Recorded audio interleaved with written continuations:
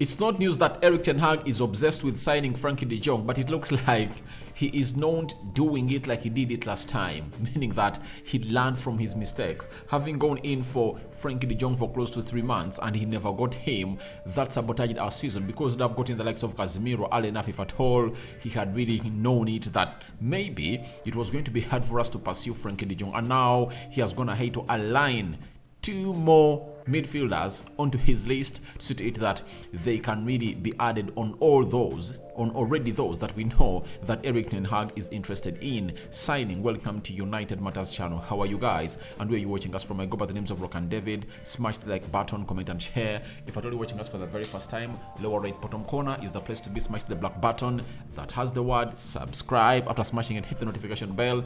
That will enable you get notified every time I upload a video onto this channel. Now, we are talking a little bit of Erik ten Hag, talking about Eriksen and how the international break will lead us great ahead of this game of Newcastle that we are playing today. Then in the mix, there is Paul Scholes talking about Jadon Sancho, Marcus Rashford, and so on and so forth. So guys, I think you're going to enjoy this beautiful episode in here onto the United Matters channel, and I think tomorrow I want us to regulate time. I want us to be having fixed time on really uploading these videos. I believe at 1 p.m. 6 p.m. a live video at around 8 p.m. or 9 p.m. and obviously at midnight we drop the last video of the day. So I think by tomorrow after because it's not going to happen, I think we'll start on Monday because today we are going to be having loads of things concerning the game match day. So I believe that we can really work onto that starting on Monday. That's it. So I'm just trying to really put myself in the shape of really presenting you on the right time, because I know I upload videos ridiculously because we don't have specific time of operation. This time around, I believe we are going to start to get a specific time of operation because you guys need to be knowing when and how we are going to be uploading these videos. Now, let's get into this story that has been given to us by Chris Wilder. Chris Wilder works for the Daily Mail. He has told us that Manchester United are keen on Jude Bellingham, Declan Rice, and Frankie de Jong. Now, for Frankie de Jong, it's already known that Ten Hag is obsessed with him, and if at all a chance is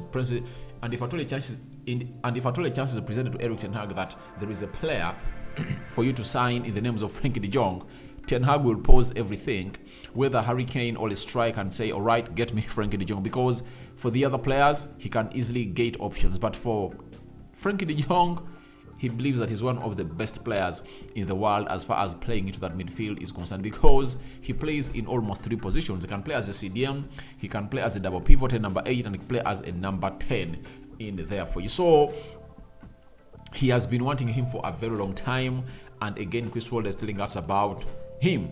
But what makes this story important is about Declan Rice and Jude Bellingham. Now, I understand that United would be loving to get Jude Bellingham. To me, I believe he's the best talent in this cropping English talent. That's it.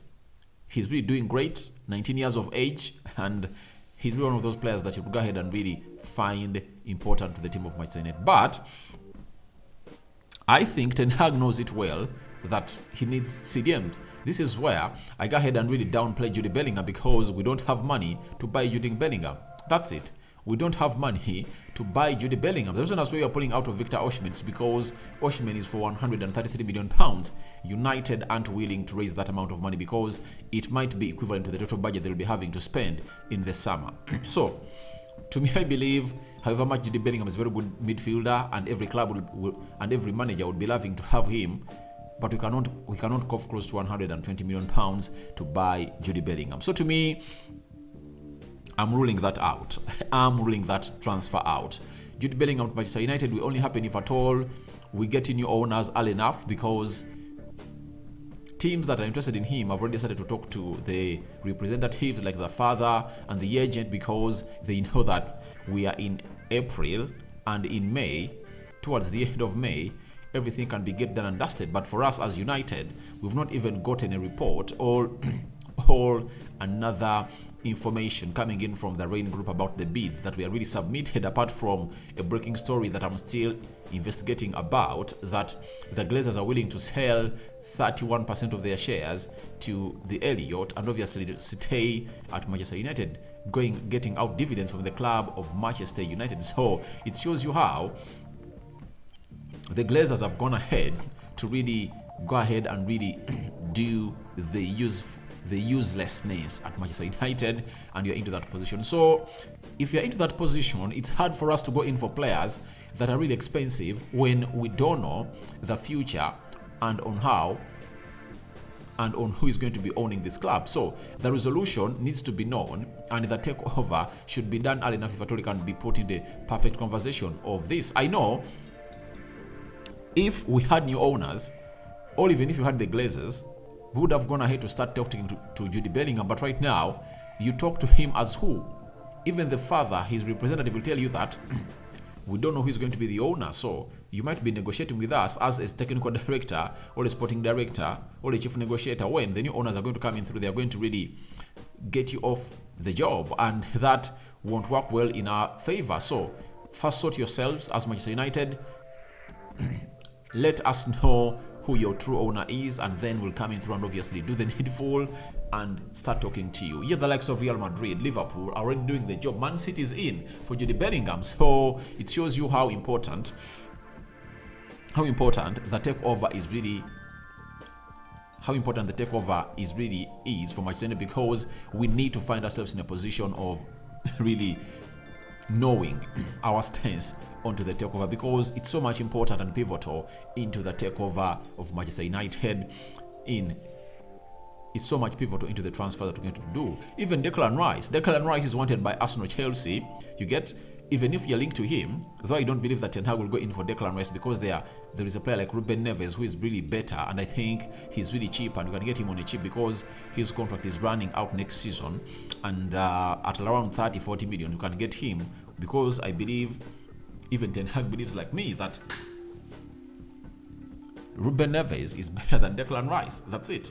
So I don't see United going in for all those players.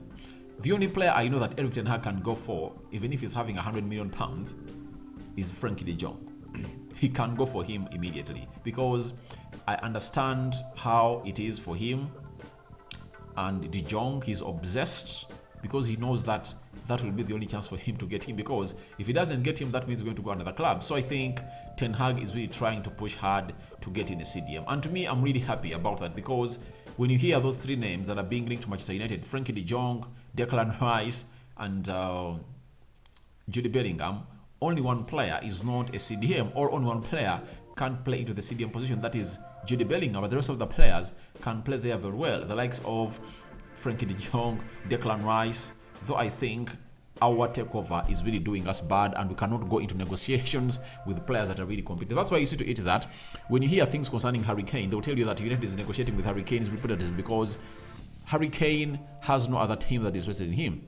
Man City can't go for him because they have Haaland and Julian Alves. Arsenal have Jesus and so on. Even if we would have loved to go there, there is a very bad blood between Arsenal and Spurs. Then for Chelsea, he can't go to London. I think that's it. And secondly, they are not going to be playing in the Champions League, because even today they've lost to Aston Villa by 2-0. So I see that as the only catalyst of United talking to Harry Kane. But I don't see us winning any battle for a player that is being competed on with another club. That's it. I think if it's Højlund, we can win him, because Højlund is a die-hard fan of Manchester United. He would love to play at Old Trafford. So as it stands, I just believe that it's just a matter of time, but the takeover is really doing us bad. But I believe Ten Hag would go in for cheaper options that can get the job done and dusted, cheaper options of pure quality. So that is it for Erik Ten Hag, aligning more alternatives for Frankie de Jong. Remember, there is Ruben Neves, one of those that United is talking to. And remember, Ruben Neves is available on the cheap. To me, it's going to be a shocker if at all United is being linked to a player who is really £100 million plus, and it's really a genuine source. That's it. If it's 80 million pounds plus, like if it's 80 million pounds like Goncalo Ramos, yeah, United can go in for him because they know at 80 million pounds they can afford to finance that and even go for other players.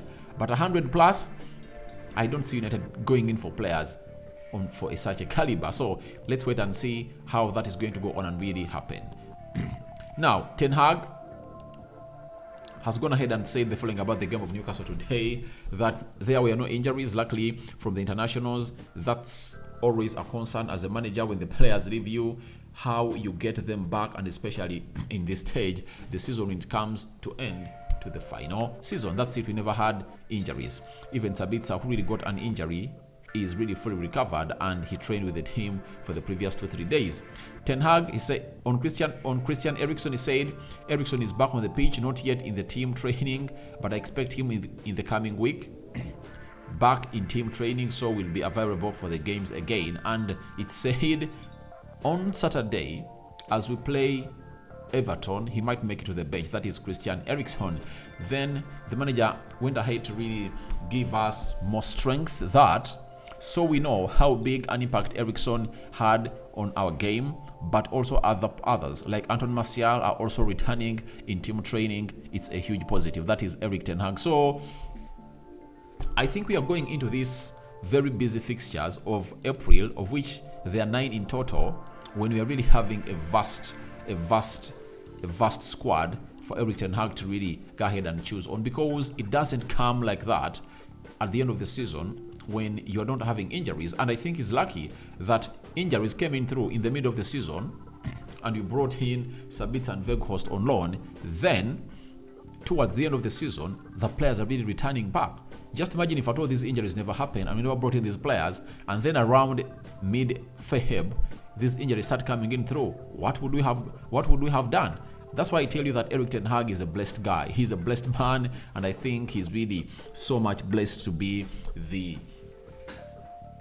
manager of Manchester United. And everything, however good you are, however talented you are, luck has to always stand by your side. Let's talk about Paul Scholes' comments on Jadon Sancho that he really put out when he was talking to Manchester United. He said, it's very difficult to find a certain consistency or form when you come in and out of the team all the time. I think he's shown a glimpse of his talent. That's it. And he's right. Then he said, I hate to see No. Then he said, why you are not performing as well as you should, it's hard to find and know what your best position is. He played in the middle at times as a 10. I see him on the left. So Scholes is really trying to really put up an argument that what's making Sancho not shine is simple. He's being played out of position. But to me, I believe Ten Hag is playing him out of position because he wants him to get enough playing time. We all know the potential of Sancho and where he can play, but Ten Hag is doing that because he wants to really see to it that he gets him enough playing time. And secondly, Ten Hag hinted on wanting players to be able and very much comfortable playing in more than one position. That is Erik Ten Hag. And he said he wants to see players playing in more than one position, meaning that he's endorsing versatility. Look at Bruno Fernandes. Sometimes he's played off the right wing, left wing, as a number 10, and now he's being played in the double pivot. You get? So I think Erik Ten Hag is trying to really improve these players, and through improving them, it's when he's going to make them better and better and better. Because for me, Bruno Fernandes especially, I believe if at all he starts playing coming in from deep, he can be a more threat because he'll be having more shooting space, and he will find himself in areas that everyone least expects him to be. And if at all Sancho is playing ahead of him or Eriksen, then he'll be great. And I think it's a very good initiative for Erik Ten Hag. And I think Sancho is not even bothered about it, because the last game played against Fulham, he found himself playing in the middle, then off the left, and he got himself onto an assist for Manchester United. And that goal of his that was denied by the hand of Willian, that resulted into two players of Fulham being sent off the field of play. Then lastly, Scholes had had the following to say about Marcus Rashford. Rashford is in great shape. I know Sancho played on the right side at Dortmund and he was great, but sometimes what matters is the player who gives you surround, and the Dortmund players suited him.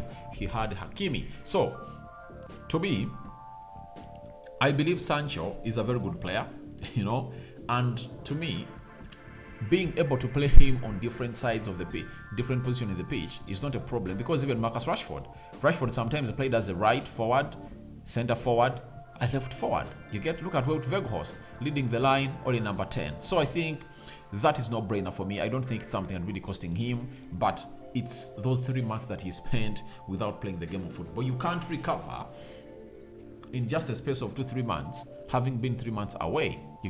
So guys, thank you very much for watching and through. Tell me your thoughts about Ten Hag aligning De Jong's alternatives, all 2 more De Jong alternatives on his list, and I think he has added more there for you to see to it that they really get into the know and obviously try to chase for them.